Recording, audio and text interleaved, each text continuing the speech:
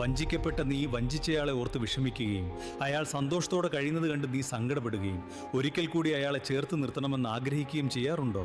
ഉണ്ടെങ്കിൽ അയാളുടെ അസാന്നിധ്യത്തിൽ നീ നിന്നെ തന്നെ വഞ്ചിച്ചുകൊണ്ട് അയാളെ കൂടുതലായി സന്തോഷിപ്പിക്കുകയാണ് നീ ചെയ്യുന്നത്. സ്നേഹവഞ്ചനയിൽ പ്രതികാരത്തിന്റെ ആവശ്യമില്ല.